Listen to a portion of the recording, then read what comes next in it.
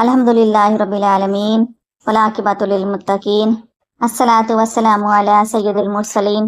रोशन रास्ते के मुतलाशी तमाम लोगों को अस्सलामु अलैकुम।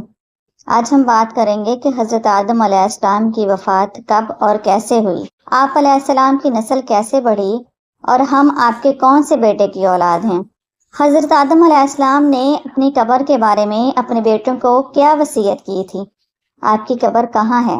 इन तमाम सवालात के जवाबात आज आपको इस वीडियो से मिलेंगे। इसके लिए ज़रूरी है कि आप हमारी वीडियो को पूरा देखें ताकि आपके इल्म में इजाफा हो। जब काबिल ने हाबिल को कत्ल किया तो आप बहुत परेशान रहे। अल्लाह ताला ने हज़रत जिब्राईल अलैहिस्सलाम को भेजा और खुशखबरी सुनाई कि अल्लाह ताला आपको एक बेटा देगा जिसकी नस्ल से नबी पैदा होंगे। हाबिल की वफ़ात के 5 साल बाद अल्लाह ताला ने आदम अलैहिस्सलाम को शीस अलैहिस्सलाम अता किए। लफ्ज़ शीस का मतलब है तोहफा, यानी हाबिल के बाद अल्लाह ताला ने आपको तोहफे के तौर पर शीस अलैहिस्सलाम जैसे बेटे अता किए। जब आपकी ज़िंदगी के आखिरी लम्हे आए तो आपने अपने बच्चों से कहा कि जन्नत के फल खाने को दिल करता है। बेटे फल ढूंढने गए और रास्ते में उन्होंने फरिश्तों को देखा जिनके हाथों में कफन था और खुशबू थी और उनके हाथों में कुल्हाड़े और टोकरे भी थे। फरिश्तों ने हज़रत आदम अलैहिस्सलाम के बेटों से पूछा, ए आदम के बेटो किधर जाने लगे हो। कहने लगे, हमारे वालिद की सेहत खराब है और जन्नत के मेवे खाने की ख्वाहिश कर रहे हैं।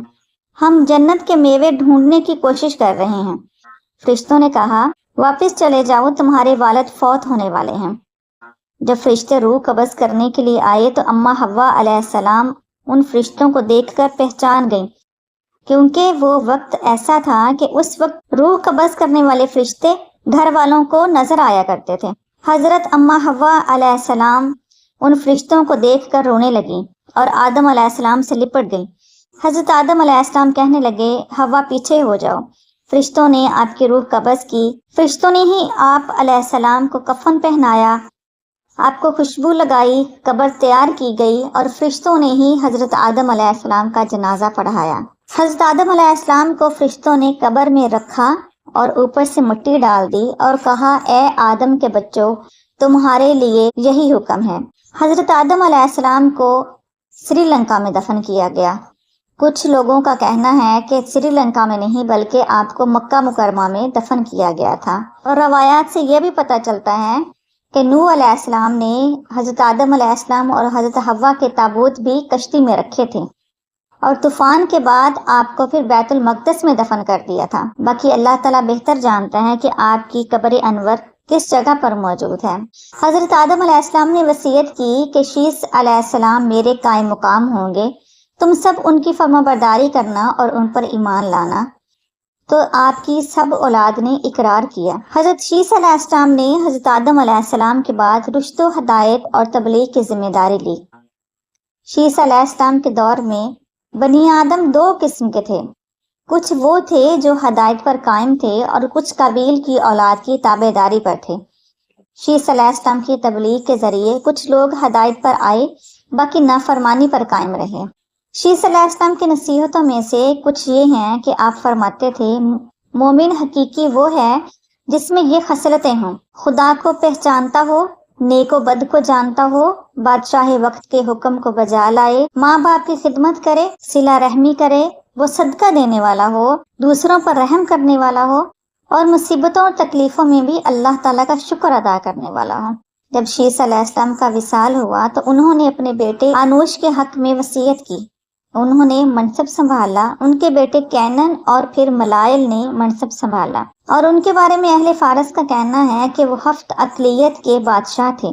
सबसे पहले उन्होंने ही दरख्त काटे, शहर बसाए, बड़े बड़े किले बनाए और कहते हैं कि बाबल और स्विस ईरान के शहर उन्होंने ही आबाद किए थे। उनकी वफात पर उनके बेटे जर्ब ने मनसब संभाला और उन्होंने अपने बेटे खन्नूक के बारे में वसीयत की। एक कौल के मुताबिक खन्नूक ही वो बेटा है जिनको इदरीस कहा जाता है। जब आदम अलैहिस्सलाम की उम्र 123 साल हुई तब अल्लाह ताला ने शीस अलैहिस्सलाम उनको अता फरमाए और तमाम इब्ने आदम हज़रत शीस अलैहिस्सलाम की नस्ल में से हैं, क्योंकि इस टाइम की बाकी औलाद का सिलसिला आगे ना चल सका था। रसूलुल्लाह सल्लल्लाहु अलैहि वसल्लम से रवायत है کہ اللہ تعالیٰ نے اپنے بندوں پر 100 صحیفے اور 4 کتابیں نازل فرمائیں۔ ان میں سے 50 صحیفے حضرت شیس علیہ السلام پر نازل فرمائے اور اسی سے ان کی نبوت ثابت ہوتی ہے۔ اور ہمیں پتہ چلتا ہے کہ سب سے پہلے نبی حضرت آدم علیہ السلام تھے اور دوسرے نبی حضرت شیس علیہ السلام تھے، جو کہ آدم علیہ السلام کے بیٹے تھے۔ آدم علیہ السلام نے شیس علیہ السلام کو تعلیم دی اور بہت اچھی تربیت فرمائی، دن اور رات کو ساعتوں میں تقسیم کیا اور ہر ساعت اللہ کی یاد میں مصروف رہنے کا حکم دیا۔ حضرت آدم علیہ السلام نے حضرت شیس علیہ السلام کو طوفان نوح سے بھی آگاہ کیا تھا، اور حضرت آدم علیہ السلام نے اپنے بیٹے شیس علیہ السلام کی نسل میں خیر و برکت کی بہت دعائیں فرمائی تھیں، اور ہمارے پیارے نبی صلی اللہ علیہ وآلہ وسلم بھی شیس کی اولاد میں سے ہیں۔ حضرت شیس علیہ السلام سیرت و صورت کے اعتبار سے آدم علیہ السلام کے بہت زیادہ مشابہ تھے، اور آدم علیہ السلام کو بھی تمام اولاد سے بڑھ کر پیارے تھے۔ حضرت آدم علیہ السلام نے فرمایا تھا کہ اے شیس، اگر تم طوفان نوح کو پاؤ تو میری قبر کو کھود لینا اور میری ہڈیوں کو نکال کر کشتی میں رکھ دینا تاکہ وہ غرق ہونے سے بچ جائیں، اور اگر تم نہ پاؤ تو اپنی اولاد کو یہ نصیحت کرتے جانا۔ شیس علیہ السلام اپنے والد ماجد حضرت آدم علیہ السلام سے جنت کے احوال بڑے شوق سے سنا کرتے تھے اور آسمانی صحیفوں کا مضمون بھی دریافت کرتے تھے، اس لیے آپ اکثر وظائف اور عبادات میں مصروف رہتے تھے۔ حضرت آدم علیہ السلام نے وصیت کی کہ جب بھی اللہ کی عبادت کرو تو حضرت محمد صلی اللہ علیہ وآلہ وسلم کو ضرور یاد کرو، یعنی ان پر درود و سلام بھیجو۔ وہ فرمایا کرتے تھے کہ میں نے دیکھا کہ جنت میں ان کا نام لکھا ہوا تھا۔ فرمایا آسمان پر جب چکر لگایا تو آسمان میں کوئی جگہ ایسی نہیں تھی جس پر حضرت محمد صلی اللہ علیہ وآلہ وسلم کا نام نہ لکھا ہو، اور فرماتے تھے میرے رب نے مجھے جنت میں رکھا تو جنت کے محلوں پر نام محمد صلی اللہ علیہ وآلہ وسلم لکھا تھا، اور جنت کے مین گیٹ پر بھی حضرت محمد صلی اللہ علیہ وآلہ وسلم کا نام لکھا ہے۔ حضرت آدم علیہ السلام نے حضرت شیس علیہ السلام کو یہ بھی بتایا جنت کے جو درخت ہیں ان درختوں کے اوپر اسم محمد تحریر ہے، فرشتوں کی آنکھوں کی پتلیوں میں اور شجر توبہ کے پتوں پر اور سدرۃ المنتہا پر بھی اللہ تعالیٰ کے نبی حضرت محمد صلی اللہ علیہ وآلہ وسلم کا نام مبارک لکھا ہوا ہے، اور کہتے تھے کہ تم ان کا ذکر کرتے رہنا کیونکہ فرشتے بھی ہر ٹائم ان کا ذکر کرتے ہیں۔ اور حضرت محمد صلی اللہ علیہ وآلہ وسلم وہ ذات ہیں کہ اللہ تعالیٰ بھی ان کا ذکر کرتا ہے۔ شیس علیہ السلام کی نسل میں سے ان کے بیٹے ادریس نبی بنے۔ حضرت شیس علیہ السلام کا دربار 3 جگہ موجود ہے، ان میں سے کس جگہ وہ دفن ہیں یہ بات صرف اللہ رب العزت ہی جانتا ہے۔ اللہ تعالیٰ کروڑہ رحمتیں نازل فرمائے حضرت شیس علیہ السلام اور حضرت آدم علیہ السلام اور اماں حوا علیہ السلام کی قبروں پر۔ اللہ تعالیٰ ہم سب کو عمل کی توفیق عطا فرمائے۔ وآخر دعوانا ان الحمد للہ رب العالمین۔